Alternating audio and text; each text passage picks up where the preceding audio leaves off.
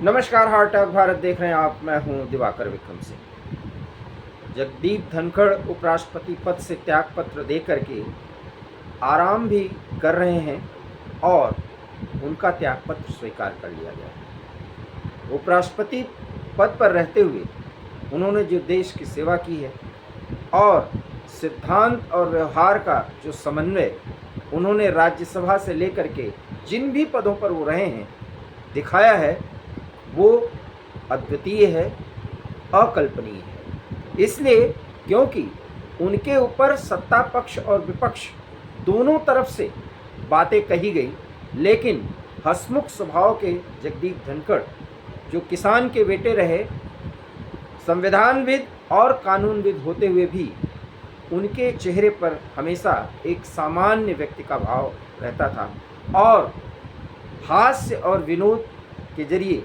गंभीर से गंभीर मुद्दों पर भी कभी बहुत सख्त और गंभीर रहते हुए उन्होंने सांसदों के साथ और अन्य राजनीतिज्ञों के साथ जो संबंध बनाए, आज उसकी सब चर्चा कर रहे हैं। उन पर राजनीति भी हो रही है कि आखिर में उन्होंने त्यागपत्र क्यों दिया।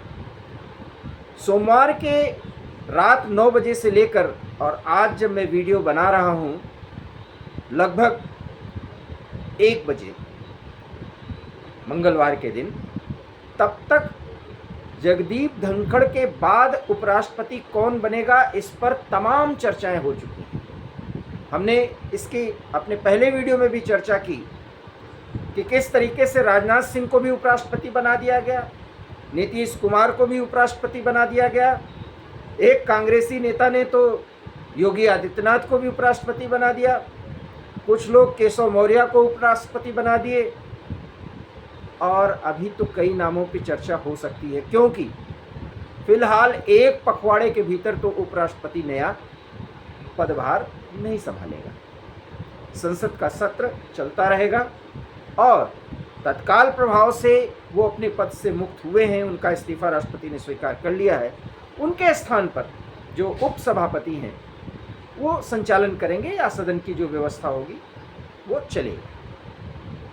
लेकिन अगर इतने स्पेकुलेशन हो रहे हैं और इतने राजनीतिक पंडित ये बात कह रहे हैं, तो एक सवाल तो उठाया जा सकता है बुद्धि विलास करने वालों के लिए, या वो कांग्रेसी जो बहुत मंद मंद मुस्कुरा के और वो लेफ्ट लिबरल गैंग के लोग जो ये साबित करने की कोशिश कर रहे हैं कि राष्ट्रपति उपराष्ट्रपति महोदय बहुत नाराज हो गए थे जेपी नड्डा की बात से और उसके बाद उन्होंने त्यागपत्र दे दिया। कुछ ये कह रहे हैं कि बहुत दिन से सब कुछ चल रहा था इसलिए ऐसा हो गया कि उनको त्यागपत्र ही देना पड़ा।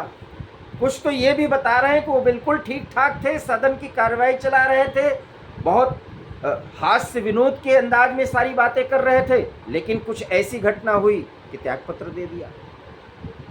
और हमने अपने पहले वीडियो में बताया कि जो लोग आज सवाल उठा रहे हैं, इन्होंने संसद के भीतर और संसद के बाहर उपराष्ट्रपति के चलने, उनके नमस्ते करने के अंदाज और उनके बातचीत करने के अंदाज की मिमिक्री की है, उसके नकल उतार करके लोगों को हंसाया है और आपस में हंसी मजाक किए हैं, और वो सार्वजनिक वीडियोस हैं। आज उनको राष्ट्रपति बहुत अच्छे लग रहे हैं और कांग्रेस को तो ज़्यादा अच्छे लग रहे हैं उपराष्ट्रपति से। महोदय माफ़ करिए बीच बीच में अगर मैं राष्ट्रपति शब्द बोल दे रहा हूँ। तो धनखड़ साहब इस समय कांग्रेस, या यूँ कहें मूलतः कांग्रेस, विपक्ष के बिल्कुल मतलब उतने अच्छे तो प्रेसिडेंट वाइस प्रेसिडेंट कोई हो ही नहीं सकता। अच्छी बात है, कभी भी राजनीति चमक जाए, लेकिन एक बात है, अभी तक एक नाम की चर्चा नहीं हुई। और आप अंदाजा लगाइए मैं क्या कह रहा हूँ। फर्ज करिए कि मोदी तो माने ही जाते हैं कुछ अप्रत्याशित निर्णय लेने के लिए, अगर शशि थरूर को वाइस प्रेसिडेंट का प्रत्याशी बनाया जाए तो बुरा क्या है। और मैं इसका एक आधार लेकर के बात कर रहा हूँ, ऐसे नहीं कि कोई हवा में बात कर रहा हूँ। शशि थरूर और राहुल गांधी के बीच जो कुछ भी चल रहा है पिछले 1 साल से, ये नहीं कि ऑपरेशन सिंदूर के बाद राहुल गांधी से उनकी दूरियां थी, कांग्रेस के अन्य नेताओं से और केरल पार्टी इकाई में उनके साथ जो दुर्व्यवहार किया जा रहा है उसके कारण वो बड़ी नाराज़गी चल रही थी। राहुल गांधी उनको समय तक नहीं दे रहे थे मिलने के लिए, और अभी तो संसद सत्र शुरू होने के 1 दिन पहले केरल कांग्रेस के कुछ नेताओं ने तो कहा कि वो अब हमारे रहे ही नहीं, जबकि वो सांसद है कांग्रेस पार्टी से। और उन्होंने कहा था कि जब देश ही नहीं रहेगा तो व्यक्ति के रहने का क्या मतलब है। शशि थरूर साहब एक नेशनलिस्ट और राष्ट्र के लिए अपने को न्यौछावर करने वाला साबित कर चुके हैं, और एक स्टेट्समैन के रूप में भी उन्होंने अपनी दक्षता और अपनी योग्यता साबित कर दी, और वो हैं इस लायक, इस काबिल हैं। सवाल यह है कि अगर उपराष्ट्रपति पद के लिए प्रधानमंत्री की तरफ से या भारतीय जनता पार्टी की तरफ से सर्वसम्मति के नाम पर अगर उनके नाम को आगे बढ़ा दिया जाए तो इसमें क्या बुराई है? ये हम अंदाजा क्यों नहीं लगा रहे हैं, या ये संभावित नाम हम क्यों आगे नहीं कर रहे हैं? क्यों? क्योंकि शशि थरूर सांसद भी हैं, उनकी योग्यता यूनाइटेड नेशन से है, विभिन्न पदों पे रहे हैं वो, और अभी ऑपरेशन सिंदूर में जो राजनयिक दृष्टिकोण होना चाहिए और जो कुछ भी उन्होंने अपने वाक शक्ति का परिचय दिया है और डिप्लोमेटिक अंदाज में जिस तरीके से उन्होंने अमेरिका में अपनी बात मनवाई है, अंदाजा तो ये भी लोग लगा रहे हैं कि उनको मोदी मंत्रिमंडल में जगह भी मिलेगी। लेकिन अभी तो ये सब अंदाजे हैं ना। ये अच्छी बात है अगर कांग्रेस उन्हें हटाएगी, कांग्रेस उनसे दूरी बनाएगी, उनके खिलाफ कोई कार्रवाई करेगी तो मोदी के पैरे तो है ही हैं, और वो अगर कांग्रेस में रहेंगे तो मोदी उनसे ज़्यादा काम लेंगे।